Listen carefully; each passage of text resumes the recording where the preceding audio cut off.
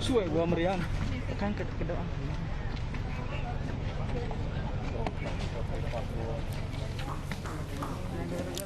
Pemirsa, ini adalah reka ulang adegan kasus penyerangan disertai pembunuhan yang melibatkan John K. dan 29 anak buahnya di perumahan Green Lake City, Cipondoh, Tangerang, Banten. Rekonstruksi untuk mengetahui kronologi penyerangan dan pembunuhan. Terdapat 11 adegan, bahkan bisa bertambah dari rekonstruksi di perumahan Green Lake City, Tangerang yang menjadi lokasi pembunuhan. Selama reka ulang berlangsung, personel di Treskrimum Polda Metro Jaya mengerahkan 45 personel dan sejumlah kendaraan taktis guna menjaga keamanan. Iya, yang Mbak, ini lagi follow. Dek, HP lu mati ya? Iya, mati dulu.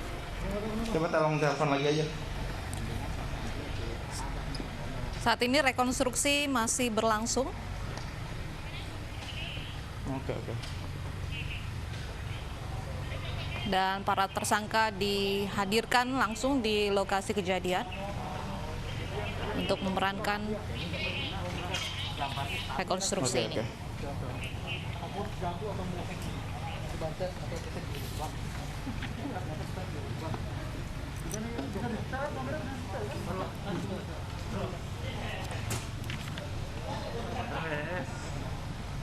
Rekonstruksi dilakukan di sejumlah lokasi yang menjadi tempat kejadian perkara penyerangan.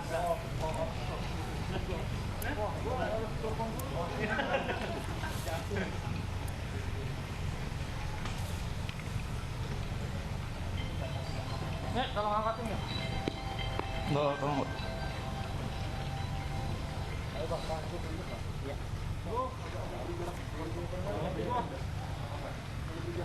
Oke.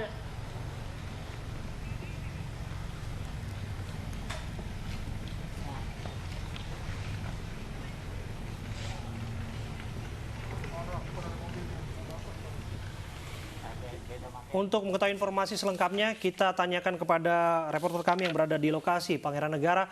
Pangeran, adegan apa yang saat ini sedang diperagakan oleh para tersangka?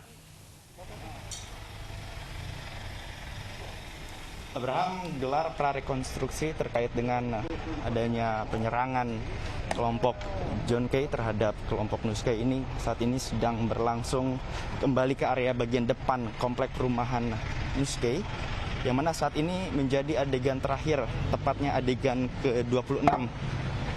Dalam prarekonstruksi di adegan ke-26 ini, petugas kepolisian ingin menunjukkan bahwa pada saat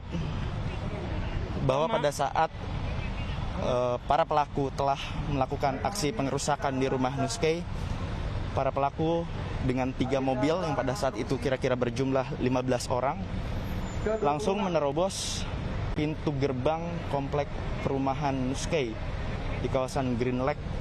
Dan saat ini kita masih sama-sama menunggu aksi yang dilakukan oleh para pelaku saat akan menabrak gerbang perumahan yang pada saat itu juga ikut memberikan dampak buruk khususnya bagi orang-orang di sekitar kawasan perumahan, khususnya security yang pada saat itu ikut tertabrak pada saat mobil dari salah satu pelaku yang berada di bagian depan langsung menerobos begitu saja pintu gerbang yang sebenarnya terbuat dari besi. Dan dalam gelar rekonstruksi kali ini, petugas kepolisian memang sudah menggali terkait dengan 25 adegan yang sudah dilakukan oleh para pelaku. Abraham, saat ini salah satu mobil pelaku yang berada di bagian depan, khususnya Fortuner, sebenarnya Fortuner yang digunakan pada saat kejadian adalah Fortuner berwarna hitam, namun saat ini yang digunakan adalah berwarna putih.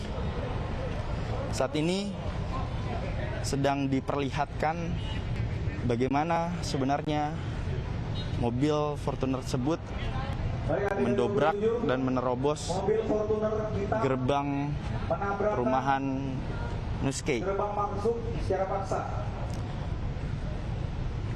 Dari hasil keterangan sementara, memang supir yang mengendarai mobil Fortuner tersebut menerobos secara paksa, jadi tidak mengikuti protap dari perumahan. Sebenarnya harus menunggu arahan dari pihak petugas keamanan terlebih dahulu baru gerbang akan dibuka. Namun pada saat itu sebelum gerbang terbuka secara sempurna, namun mobil yang digunakan oleh pelaku langsung menerobos, sehingga membuat beberapa orang yang pada saat itu berada di sekitaran gerbang menjadi korban daripada tabrak lari yang dilakukan oleh para pelaku.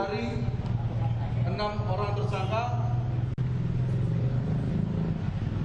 dengan kecepatan tinggi melaju ke arah perumahan. Emang nggak ada tim lagi depan? Abraham, memang Dalam proses pelarian bisa terdengar bahwa dari keterangan pihak kepolisian pada saat itu supir yang mengendari mobil Fortuner berwarna hitam pada saat itu melaju dengan sangat cepat ke arah luar setelah melakukan aksinya di rumah Nuskay, melakukan aksi pengerusakan yang pada saat itu sebenarnya orang yang dicari, yakni Nuskay, tidak ada di lokasi. Yang ada di rumah Nuskay pada saat itu hanyalah istri dan juga anak-anak Nuskay yang sempat akhirnya berlindung pada saat para pelaku ini menyerang kediaman Nuskay. Nggak tahu diapain lagi. Pukulin kali. Saat ini mobil kedua yang dikendarai pelaku sudah mulai keluar, diikuti oleh kendaraan ketiga. Memang total ada 3 mobil yang melakukan aksi penyerangan ke rumah Nuskay dengan total sekitar 15 orang. Pada saat itu para pelaku memang sudah membawa senjata tajam. Bahkan tadi di adegan ke-25 rekonstruksi ini para pelaku menunjukkan bagaimana mereka melakukan pengerusakan terhadap kediaman Nuskay. Mereka menghancurkan bagian kaca dengan melemparkan barbel. Kemudian juga diikuti oleh para pelaku lainnya yang juga ikut membawa senjata tajam seperti pisau. Dan saat ini mobil kedua masih tertahan.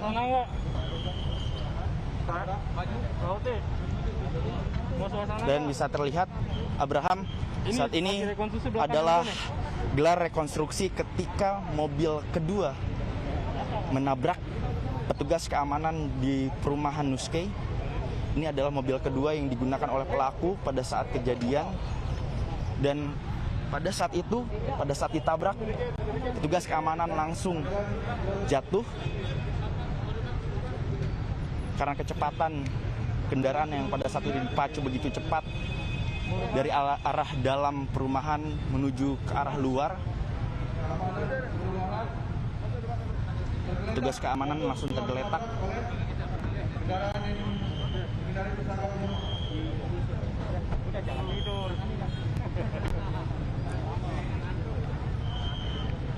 Pada saat kejadian memang petugas keamanan berusaha untuk mencegah para pelaku untuk keluar dari perumahan sambil menunggu pihak kepolisian. Namun sebagaimana yang kita ketahui bersama bahwa para pelaku yang datang ke kediaman Nuskay membawa mobil itu langsung menerobos pagar, mendobrak pagar.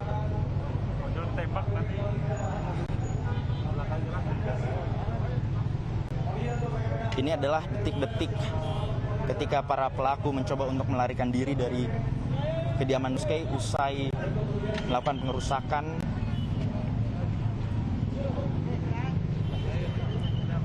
Saat ini petugas kepolisian mencoba untuk mengulangi adegan yang sama. Mobil kedua kembali dimasukkan ke dalam. Dan Abraham, saat ini pihak kepolisian akan menggelar konferensi pers dan kita akan tentunya mengetahui lebih lanjut terkait dengan kegiatan rekonstruksi pada hari ini.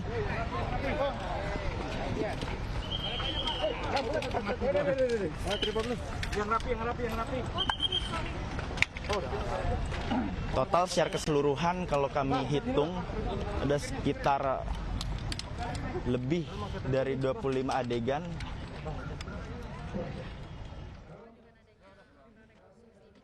Tapi gua nggak tahu tripod gua di mana. Tadi yang saya bilang, saya berharap dia mengakui kesalahannya, jangan dia lagi. Saya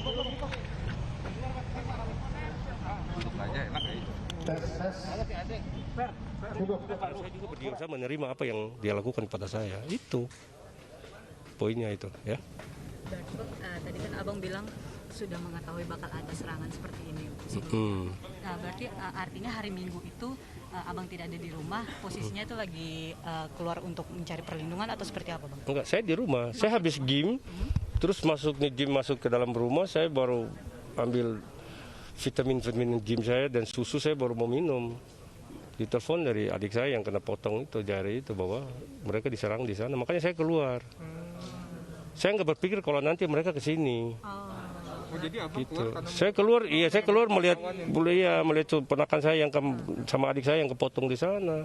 Ketika saya sampai ke sana mereka masuk ke rumah. Itu. Artinya bukan. Saya kalau di rumah belum tentu seperti begini. Karena yang datang ini saya tahu, saya ini pernah tinggal di Titian Bekasi. Saya tahu siapa orang-orang di sana termasuk John Refla. Itu saya tahu. Itu. Saya bukan jago, tapi kalau saya di sini belum tentu hal seperti ini terjadi. Tapi oke lah, ini sudah terjadi dan sudah berlalu. Ini sudah hari ketiga, ya. Jadi total semuanya 43 adegan dari mulai pertama, mulai TKP pertama, kedua, ketiga yang kita laksanakan di Mapolda tadi. Kemudian ditambah dengan Kosambi dan juga yang ada di Grand Lake ini. Satu adegan tidak kita laksanakan, yaitu adegan pada saat ini keterangan saksi melakukan penembakan.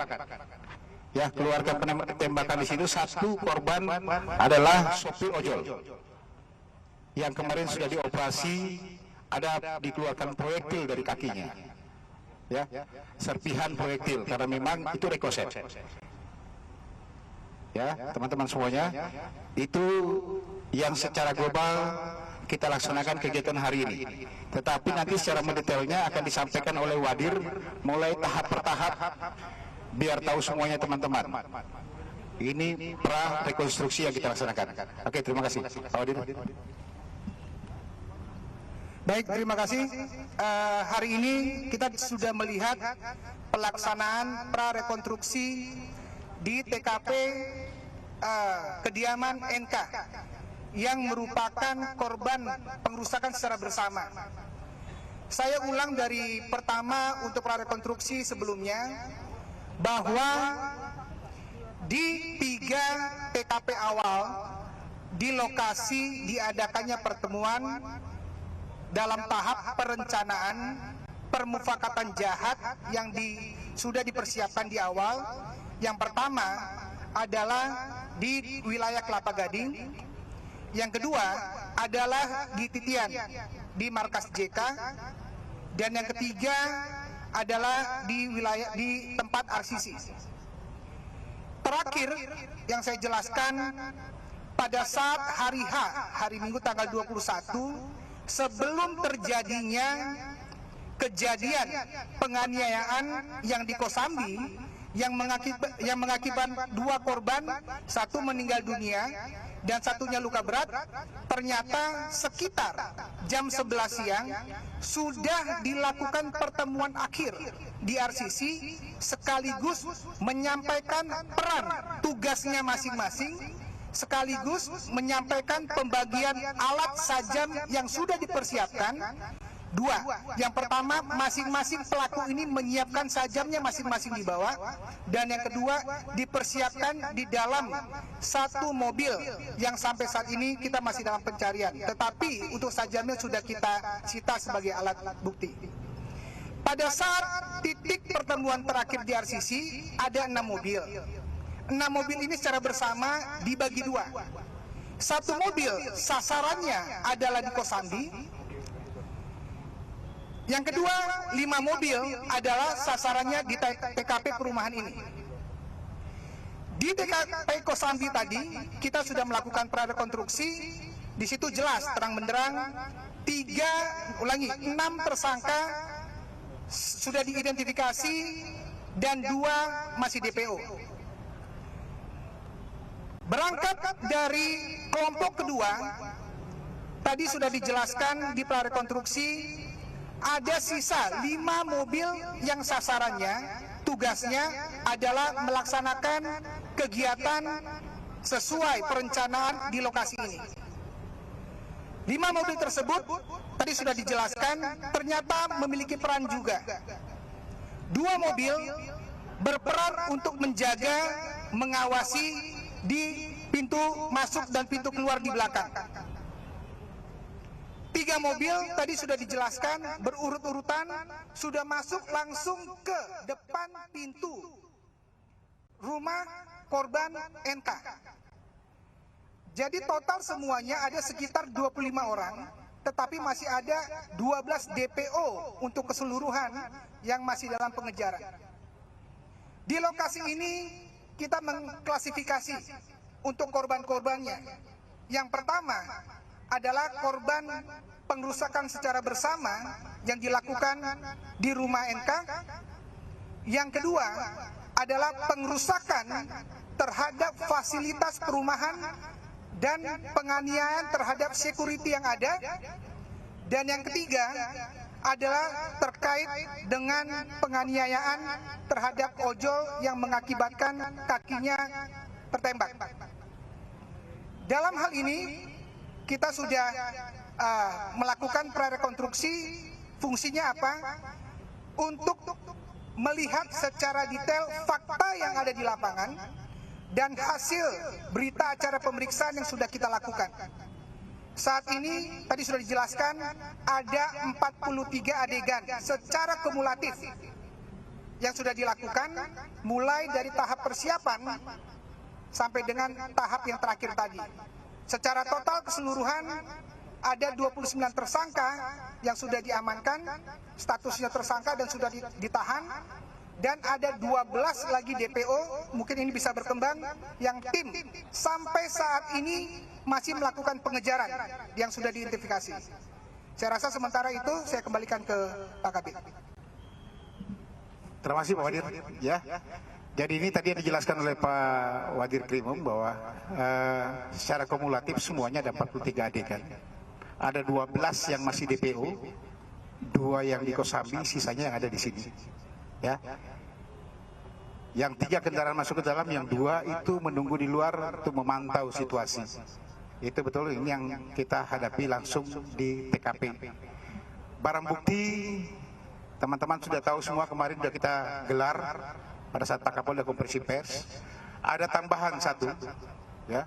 Ada tambahan 1 PSK yang memang membawa 1 senjata api, tetapi setelah kita cek ini tidak ada hubungannya dengan kejadian, karena senjata api tersebut dalam kondisi berkarat. Kita masih mengecek lapor untuk keaslian dari senjata api dan juga kepemilikan dari para senjata api tersebut. Nanti akan kita sampaikan. Hasil dari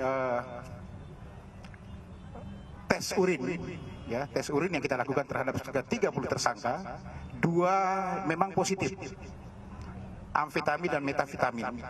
Ada 1 juga positif tapi bukan, karena memang dia dalam keadaan minum obat. Dia kondisi sakit tetapi tidak masuk dalam psikotropika maupun juga narkotika dalam hal ini. Yang keseluruhan yang sisanya yang lain itu negatif. Ya. Ini mungkin bisa kita sampaikan teman-teman semuanya untuk hari ini. Nanti silakan. Oke, ada yang mau tanyakan silakan. Sampai sejauh ini motifnya apa, Pak? Ya. Motif sudah saya sampaikan dari kemarin. Ya, menurut JK, ya, bahwa ada rasa dihianati oleh NK yang merupakan keluarganya sendiri. Motifnya adalah masalah uang. Ya, ada pengurusan 1 surat tanah di daerah Maluku Ambon sana yang menurut daripada NK sendiri itu belum selesai, tetapi ada yang memberitahu kepada JK bahwa itu sudah selesai. Nah, ini yang menjadi permasalahan dihianati. Itu salah satunya, tetapi kita masih mendalami juga. Kita masih mendalami apakah kemungkinan ada motif-motif lain yang ada. Oke? Pada saat penyerangan dan pengerusakan itu, Nurke ada di mana? pada saat saya sudah sampaikan kemarin, ya, pada saat datang ke TKP rombongan ini memang NK ini tidak di tempat, ya, NK tidak di tempat. Tapi yang ada adalah istri, 2 anaknya dan juga 1 adik ipar daripada NK sendiri. Cukup? Ada menunggu di mana? Titian. Ada menunggu JK-nya dari Titian sana. Oke. Masih kita dalami semuanya ya. Oke? Terima kasih.